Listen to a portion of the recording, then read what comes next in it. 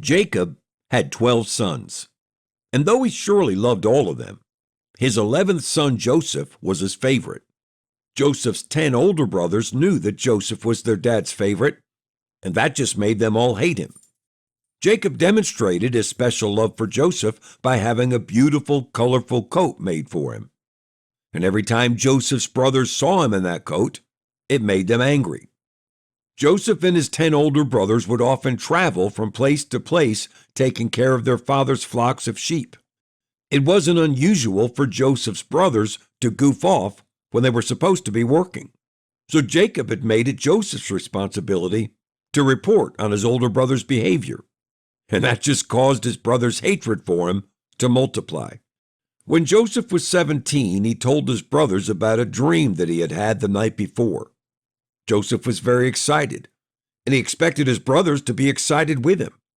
"Last night, I dreamt that we were all out in the field harvesting wheat, and we each had a sheaf of wheat that we had gathered.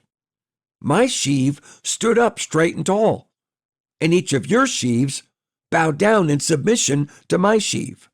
Joseph's older brothers couldn't believe his arrogance. "So what? You think you're going to rule over us? That we're going to be your servants, little brother?" Their hatred for Joseph just kept intensifying. Not long after that, Joseph told his dad and his brothers about a new dream he had had. "Last night, I dreamt that the sun, the moon, and 11 stars bowed down in honor to me." This time, Joseph's father, Jacob, rebuked him in front of all of his brothers.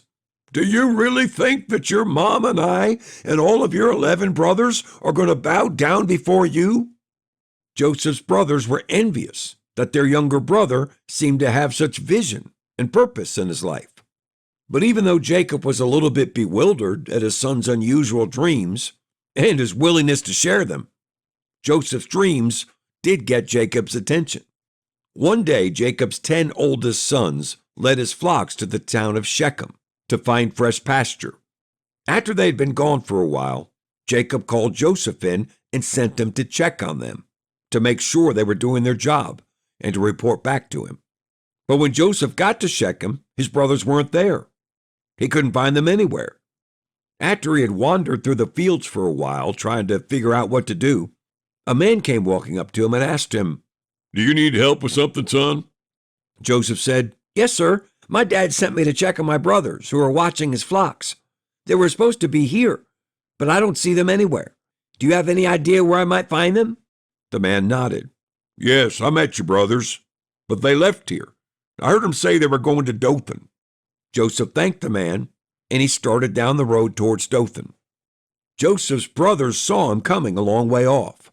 They couldn't miss him in that coat of many colors. One of his brothers pointed. "Hey, here comes the dreamer."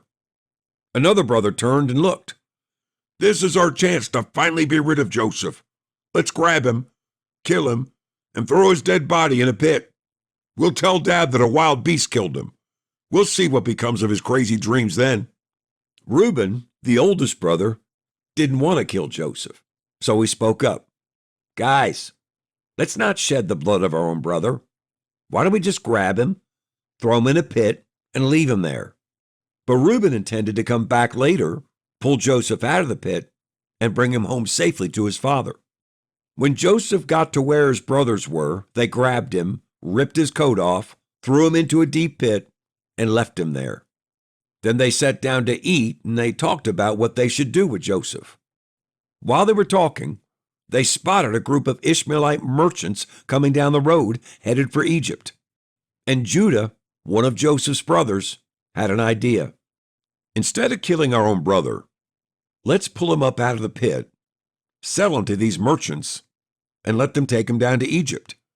Then we'll dip Joseph's coat in blood, take it home, and tell Dad that we found it like this, that Joseph must have been killed by a wild animal." So that's what they did. With Reuben gone, the other brothers pulled Joseph up out of the pit and sold him to the traveling merchants for 20 pieces of silver.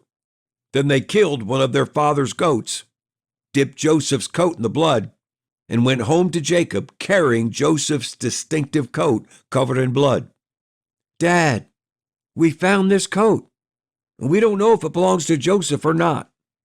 Jacob looked down at Joseph's blood-stained coat, and he cried out, "That's Joseph's coat! He must have been killed by some evil beast." Jacob tore his own garment in despair. He dressed himself in sackcloth, and he mourned the death of his beloved son for many days, refusing to be comforted.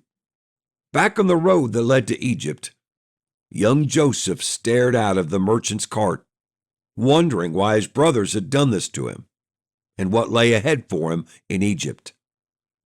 Christian, pursuing your God-given dreams will bring you into some painful trials, but your God has some great purposes prepared for you. Stay the course.